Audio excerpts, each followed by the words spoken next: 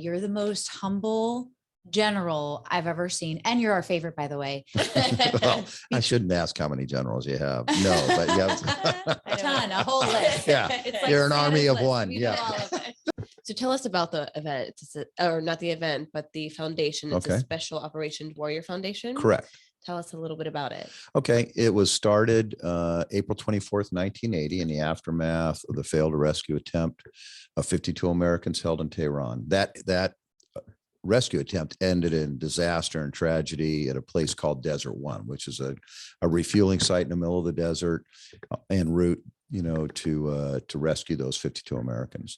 2 aircraft collided on the ground, a C-130 and a helicopter, and it took the lives of 8 Americans, 3 Marines, 5 airmen, who left behind 17 children. So the other members of that hostage rescue task force made a personal commitment to fund the education of those 17 children. And that's how the foundation started, a battlefield promise, if you will. And it continues today. We currently are committed to funding just under 1,000 children. I was on the phone with a unit last night that just lost a major this week and left behind 3 kids. So those numbers continue to go up. People think it's a college scholarship program, but it's much more than that. If you think about it, it makes sense because of what these kids have been through. They've lost a parent in a very traumatic way. Most likely they're in a single parent home. So our approach, what we call it internally, is cradle to career. So we fund preschool. We fund unlimited tutoring. We provide tuition assistance for private school. We have mentoring programs. We have a college prep program that we run. University of Tampa donates dorm space and dorm rooms for us to use.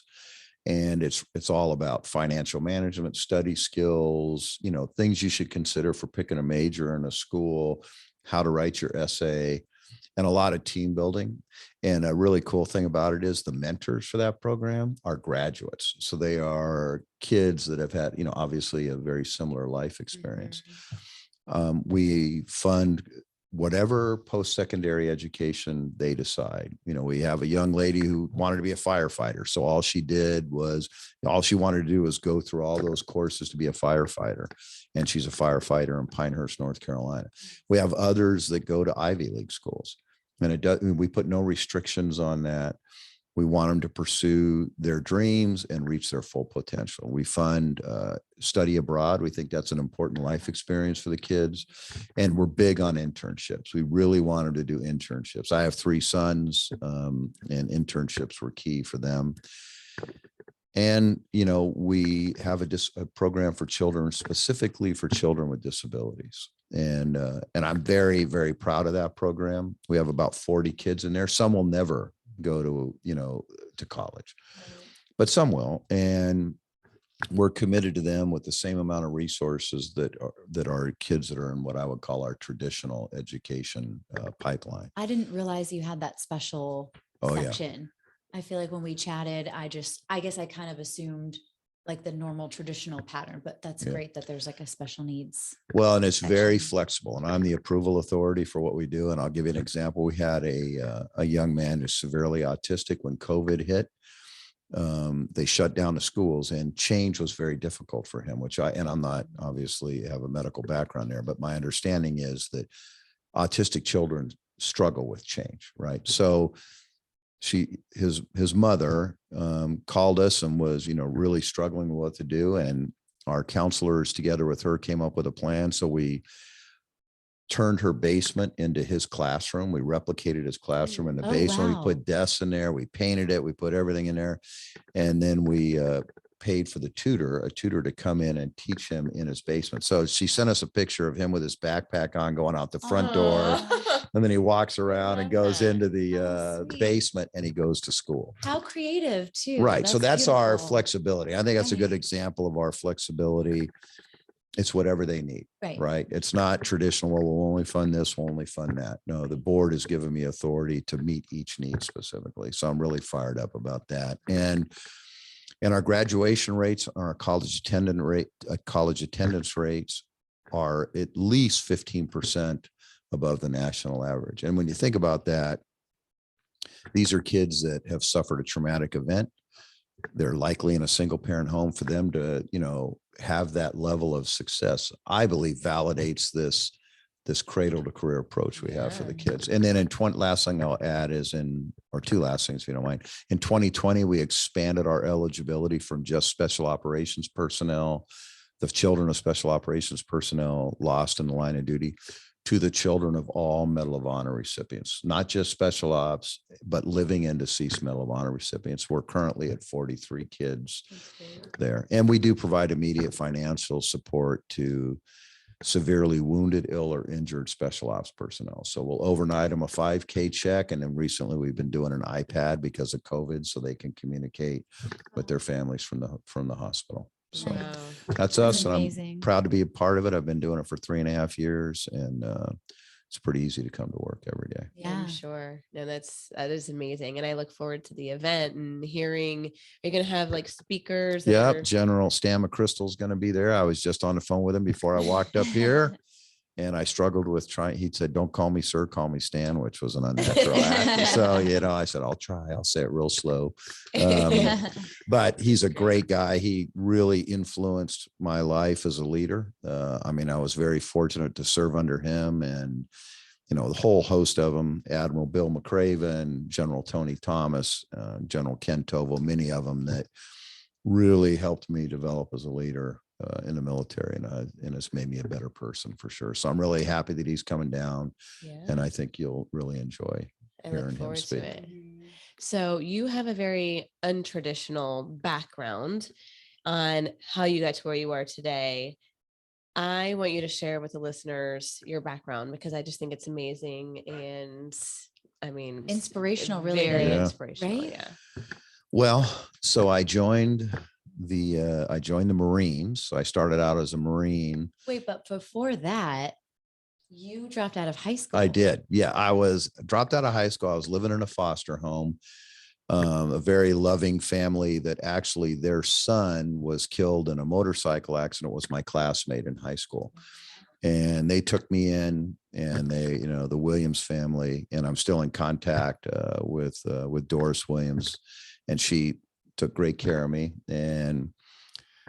But I knew that I needed, in military terms, an azimuth correction. I needed some motivation. So I figured I'd jump in the deep end of the pool and join the Marines. So at 17 years old, I joined up, and initially I would tell you that I thought it was the worst decision I had ever made. Sure. they weren't exactly giving me that loving embrace when I got off the bus, some They yellow were putting you into shape for footprints sure. and some up close and personal, but not necessarily in an affectionate way. But I got through that, and I was in the Marines for 6.5 years. And along the way, I learned that the Army had a flight school program. And I went back and got my high school diploma. I was going to college at night, when I wasn't working. And so I applied for the flight program for the Army. It was, difficult to get through it just because of the different services and everything like that. But in May of '84, I left the Marine Corps and got on a bus and ended up in Fort Rucker, Alabama at Army Flight School, and graduated a year later as a Black Hawk pilot. Very cool. And loved it. Went to the 101st Airborne. And then I decided, I was a warrant officer at that time, which is different than a commissioned officer. Warrant officers are much more technically focused. They don't normally command. And I missed the leadership aspect of serving, which I had as a non-commissioned officer in the Marines. So I decided to go to Officer Candidate School, and I went to Fort Benning, Georgia. In fact, I'm fond of saying I've had my head shaved more times than most other people in the military with all those different, courses. And when I was getting ready to graduate from Officer Candidate School, I reached out to the Special Ops Aviation community, the unit, which is now known as the 160th Special Operations Aviation Regiment. At the time, it was very secretive, and asked them if they give me a try. So they put me through their assessment selection, and I went there as a young lieutenant out of Officer Candidate School. And I basically stayed in the Special Ops community for the next 14 years. And then I went to command a conventional aviation battalion in Germany, and went right back to the Special Ops community, and served the rest of my time And along the way, they decided to promote me to general, which remains a mystery to some, I suspect, to this day. And then I ended my career here at MacDill Air Force Base at SOCOM as the Director of Operations, also known as the J3. And when I retired, Vice Admiral Joe McGuire was the president and CEO of the Special Ops Warrior Foundation. He left. He had been offered a job in the administration, so he went to DC, and I took over for him in September of 2018, and I've been there ever since.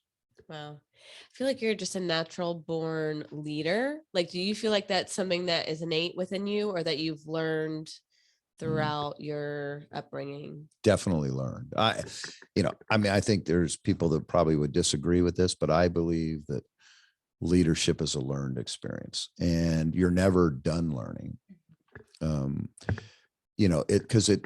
It's a different skill set based on the size and complexity of the organization, the type of the demographics you're dealing with. When I was a leader in the special ops aviation community, I mean, I had the best of the best, of pilots. I mean, it's very difficult to get into that, into the special ops world, both as an aviator and as a ground operator. And it was a different management technique than maybe dealing with 18-year-olds that were, just joining the service. And now that I've, gotten out of the military, now I'm leading an organization, which we have some veterans in there, but a lot of civilians. And that was different. It was different for me, not that everybody in the military does everything you say when you say to do it. I mean, people think that, but it's not true. But I feel that leadership is something that you're never an expert at. If you think you are, you're probably, disillusioning yourself. But I believe that you continue to learn. I learn stuff every day, and I screw up routinely in my own mind. People probably don't notice it, but in my mind, I'll, hash it out and say, well, I wish I would have said this instead of that, or I would have handled it this way. But I find that leadership is, is both simple, very simple, and very complex. Very simple in that people respond to positive feedback generally, but also complex because, different backgrounds and everybody's different. Mm-hmm.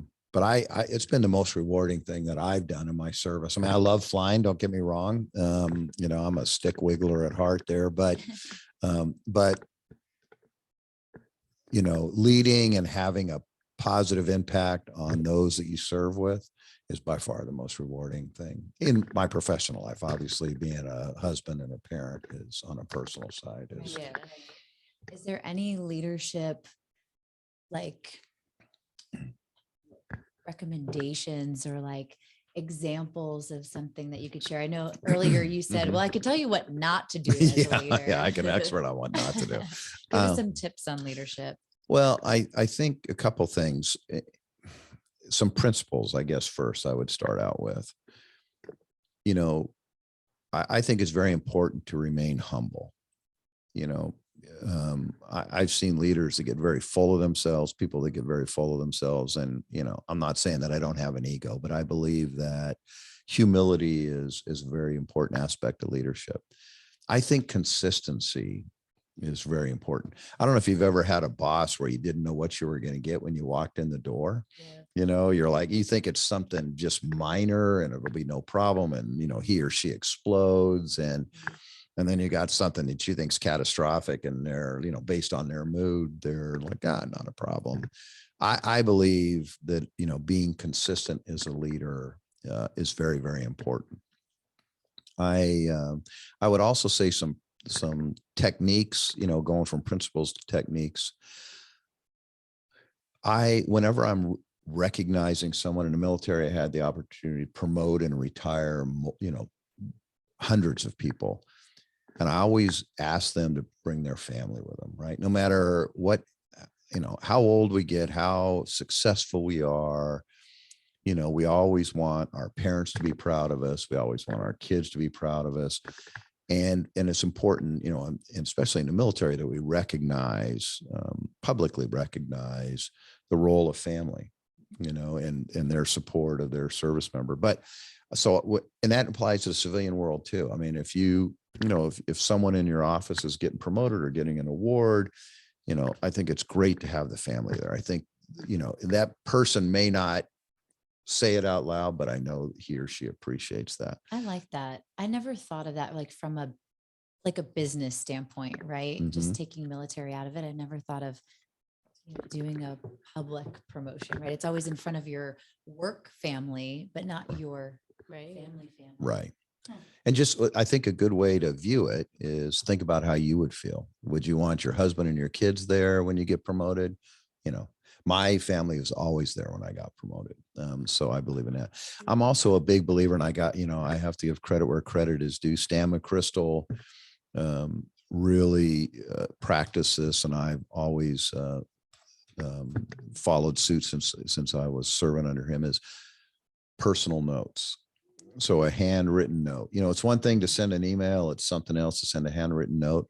I've adopted it into my current role as the president and CEO. So I write a handwritten note to every child that gets a 3.5 GPA or above every semester, you know, because we want to encourage them. Hey, you know, that's the most important thing for us is student success. So, and our staff, if they go up, you know, above and beyond and they do something, I think it's important to recognize them. And you're sending a message and do a handwritten note. I love that. So we have to share what we're doing.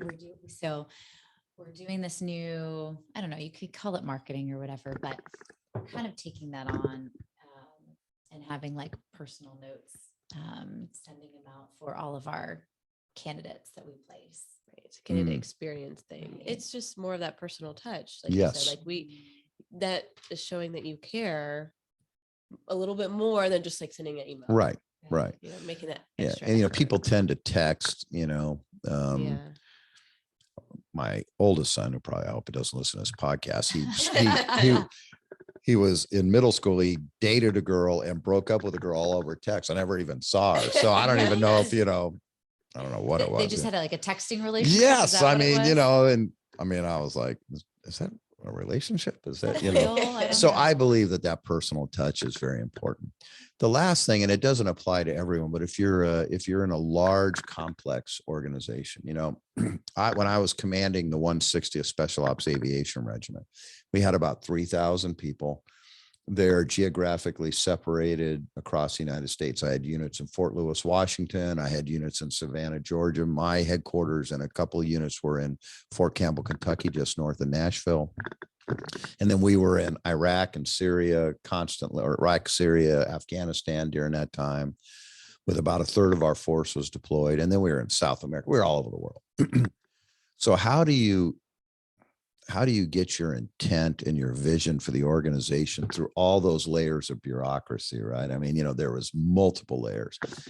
And a pilot that I served with, Carl Meyer, said, and his wife, Cindy, had said, you know, it's great when you walk through the hangar, the young troop that's working on an aircraft, that's fixing it, whether it's battle damage or whatever, you know, when you stop and spend time with them, that really motivates them. So, you know, I practiced that. I blocked out 2 hours a week. I didn't tell anybody where I was going. It wasn't an inspection. It was, you know, I wasn't going to criticize anyone, because that changes the dynamic, right?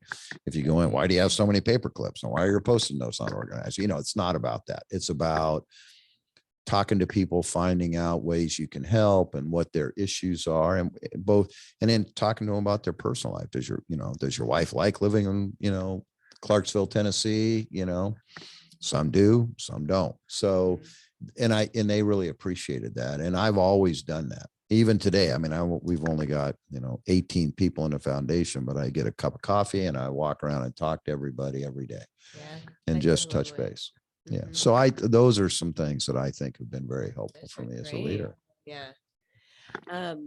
Let's get a little personal now, and you know, we'll keep it fun, but I'm just curious, what is like your most exciting story that you can share with us? And it can be anything, but exciting, scary, something in between. Any of the above. Okay. Well, I was in Desert Storm and we were flying our mission. We were out in Western Saudi Arabia, and we were flying to take out the Scud missiles that Saddam Hussein was shooting into Israel. Right, that was our mission. And don't tell me how old you were in 1991 because it's just going to depress me. But Hey, we were alive. Okay, well, that's saying something. I'm pretty sure you weren't watching the news. So, but Saddam Hussein was trying to break up the coalition, and by bringing Israel into the war. So he was attacking Israel, Haifa, and so on the ports. And the Israelis, they're not going to tolerate that. So we deployed over there as a special operations task force to take out those Scud missiles that were the launchers, really. And we had some success. In fact, Mike Durant, one of my crew members, captured in Somalia, he's now running for U.S. Senate, was there with me. And so one night before we went across into Iraq, we were doing a rehearsal, just sort of in Saudi Arabia. And we had landed in this objective and we were coming out, and I had my head down, on the center console. The other guy was flying. So I was putting some coordinates That's good in. to know. I'm like, Yes, yeah, somebody, yeah. But on the computer with Yeah. So he was flying, we swap off about every 15 minutes because it's very fatiguing over there flying in the desert. And the crew chief, my head's down, the crew chief yelled, check altitude. And I have a big screen in front of me with what we in aviation and the aviators, somebody who's an aviator listen to it would understand, is a radar altimeter, which is absolute altitude above the ground. So it's shooting a radar beam from the bottom of the aircraft to the ground. So when it says 0, it's 0. I mean, you're on the ground, which is unlike other altimeters. And I looked up under my night vision goggles because this was in the middle of the night, and the display said 0, which means we were crashing. So I reached over with one hand and pulled up on the collective just as we hit the ground and ripped the antennas off the bottom and wrecked the landing gear, and cloud of dust and sand, and flew out of there. I couldn't talk for about 30 seconds. I mean, I thought we were dead for sure. And when I looked over at the other guy, his responsibility was to make sure that we weren't flying into the ground like that. And I won't share the stream of expletives that led into my question, but so that was pretty exciting. Very scary. Yeah, very scary. I flew a lot of combat missions in Iraq and in Syria, or not Iraq and Afghanistan. Very, very dangerous. It was interesting. Afghanistan, the terrain was really, really challenging. I mean, they don't call that place the rooftop of the world for nothing. I mean, it's, the Hindu Kush Mountains are right to there. And so the aircraft were right on the ragged edge. So we were very, just being able to even operate up there and support the guys on the ground was very difficult. In Iraq, it was completely different. It's a little higher elevation than Tampa, but not much, and very flat. And, so the enemy was really who gave us a lot of fits there. But, I spent probably 3.5 years total in combat during my time. And I was proud to do it, proud to have that opportunity to serve. Random question for Sure. you. I don't know if anyone else is wondering this, but what did you eat when you were over there? Oh, well, it depended. So when when you first get into theater, when you're first in a combat zone, I mean, usually the support behind you, is slow. It doesn't, so we ate MREs, meals ready to eat. And I was talking to a retired friend of mine who just led a bunch of kids on a hike, and he said they were eating MREs, and I started twitching in my car when I was talking to him. I was like, oh God, if I never see another one of those things, that'll be great. So you eat these, they're a plastic bag, and they're like 5,000 calories because they're expecting you to burn a lot of calories in combat. But then over time, it gets a little better. So you eat, they'll bring in food, chicken or whatever. Is it like, what we're going to get at, Burn Steakhouse? Absolutely not. Yeah, it's definitely not that. So, but it's okay. I mean, I would do it all over again. I mean, I would go right back, Ask you that. Yeah, absolutely. I mean, I'm a better person for it, I've got a great family. I don't know, my wife gets 100% of the credit for raising our kids. I mean, she was an Air Force. I flew with the Air Force Special Ops Command for about 4 years in Hurlburt Field up near Eglin Air Base in Northwest Florida. And she was an intelligence officer, and she sacrificed her career to stay home with our kids. And, and we had 3 sons, which are very, very successful. We got one left in college at Clemson.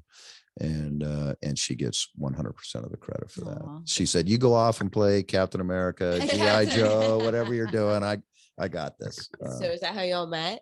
Yeah, Yeah. she was the squadron intelligence officer for this Air Force squadron that I was flying with, the 55th.